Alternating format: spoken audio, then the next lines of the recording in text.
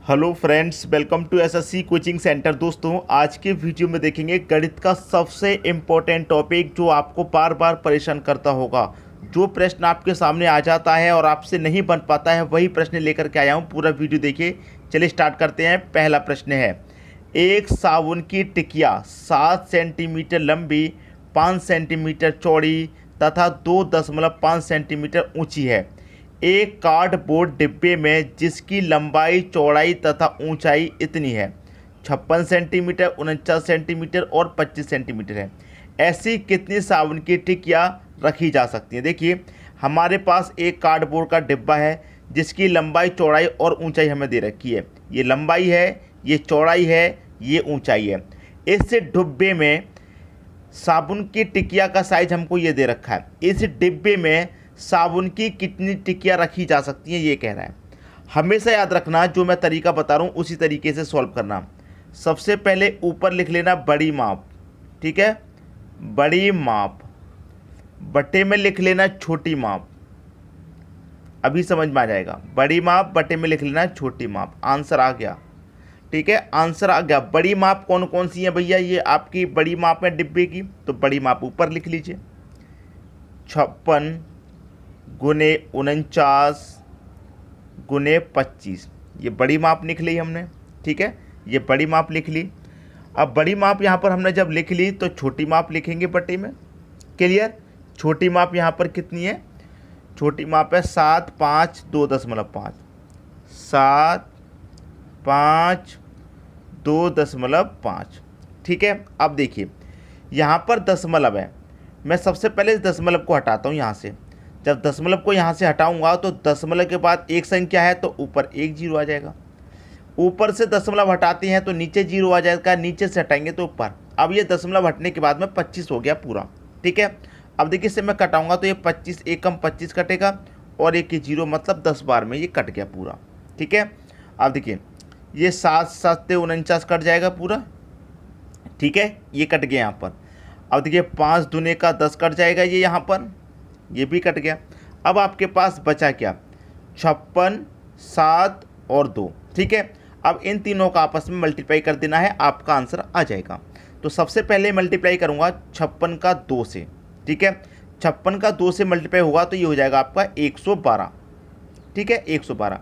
अब गुने 7 कर देना है मुझे, तो 7 दूने का 14 का 4, कैरी का 1, 7 एकम 7, कैरी का 1 8 हो जाएगा और 7 एकम 7। तो आंसर कितना निकल के आया? 784। तो इस कार्डबोर्ड डिब्बे में साबुन की कितनी टिकिया रखी जा सकती हैं? 784 रखी जा सकती हैं, और 784 ये दे रखा है सी ऑप्शन में। उम्मीद करूंगा सभी को अच्छे से प्रश्न समझ में आ गया है, किसी को कोई परेशानी बिल्कुल भी नहीं होगी, ठीक है। अब देखेंगे अगला प्रश्न। अगला प्रश्न है, 5 मीटर की पावर 500, 7 मीटर की पावर 700, 6 मीटर की पावर 600 आकार के लकड़ी के एक बक्से में 5 सेंटीमीटर, 7 सेंटीमीटर और 6 सेंटीमीटर का आकार के कितने डिब्बे रखे जा सकते हैं? भाई, इस डिब्बे में इतने आकार के कितने डिब्बे रखे जा सकते हैं, ये कह रहा है प्रश्न में। बहुत अच्छा प्रश्न है, ठीक है। देखिए, मैंने आपसे तरीका बताया कि बड़ी माप रखिए ऊपर, छोटी माप रखिए नीचे, यही तरीका बताया।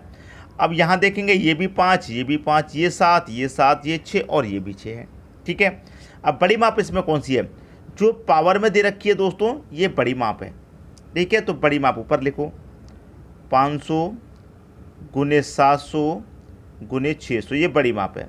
और छोटी माप कितनी है? 5 7 6, 5 7 6, ये आपकी छोटी माप, ठीक है। अब 5 एकम 5 कटेगा और 2 जीरो लगा दो, 7 एकम 7 कटेगा, 2 जीरो लगा दो, 6 एकम 6 कटेगा, 2 जीरो लगा दो। 100 100 100, तो 100 का मल्टीप्लाई 100 से करेंगे, फिर 100 का मल्टीप्लाई 100 से करेंगे, तो 100 का क्यूब कर दो डायरेक्ट, ठीक है। 1 1 2 3 4 5 6 जीरो लगा दो, 1 2 3 4 5 6 आ गया आंसर।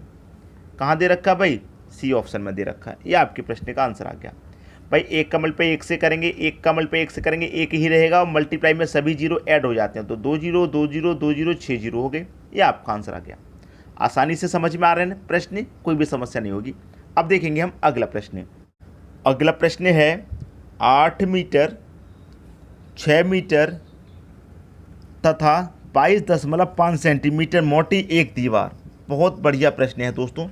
इस प्रश्न की मैं बात करूं, ये प्रश्न अच्छा है। क्यों अच्छा है अभी आपको मालूम हो जाएगा। ठीक है, ये प्रश्न बहुत ही बढ़िया है। क्यों बढ़िया है अभी आपको मालूम हो जाएगा, क्योंकि यहाँ पर जब आप देखेंगे तो छोटी माप और बड़ी माप, देखिए यहाँ पर मैं प्रश्न की बात करूँ तो छोटी माप और बड़ी माप अलग अलग हैं। ठीक है, इसीलिए ये प्रश्न आपका इम्पोर्टेंट रहेगा। ठीक है, देखिए कैसे। 8 मीटर की पावर 800, 6 सेंटीमीटर 6 मीटर की पावर 600 है। अब मैंने आपसे कहा है कि बड़ी माप को ऊपर रखिए, छोटी माप को नीचे, तो मेरे पास बड़ी माप कौन सी है। अब आप यहाँ पर कन्फ्यूज़न ये हो रहे होंगे कि यहाँ 8 सेंटीमीटर है, यहाँ 25 रखेंगे, तो ये 25, 11.25 और 6 मीटर ये बड़ी हैं क्या ये बड़ी हैं? 8 से ये बड़ी है, 6 से ये बड़ी है, लेकिन 22 से छोटी है। समझ में आ रही है बात मेरी? तो देखिए बड़ी माप ऊपर है, ये मीटर है और ये सेंटीमीटर, तो मीटर वाली बड़ी माप होती है। तो पावर लेते हैं, मैंने पिछले प्रश्न में भी पावर लेके बताया, तो पावर ले लेंगे, ये बड़ी माप हो जाएगी। पावर को ले लीजिए, मैं पहले ही बता चुका हूँ। ठीक है, ले लिया। अब यहाँ पर तो पावर है नहीं है, कितना दे रखा दोस्तों आपको, जब पावर नहीं दे रखा तो इसी को ले लेंगे, ये बड़ी माप है 22.5। ठीक है, मैंने क्या किया 22.5 ले लिया। अब छोटी माप को ले लो बटे में। ठीक है, छोटी माप कहाँ ले लेंगे आप, बटे में। 25 गुने 11.25, ठीक है, गुने 6। ठीक है, अब देखिए सबसे पहले तो दशमलव को सॉल्व कर लीजिए। यहाँ से मैं दशमलव को हटाऊंगा, दशमलव को मैं हटाऊंगा, दशमलव बाद में एक संख्या तो बटे में 1 जीरो आ जाएगा।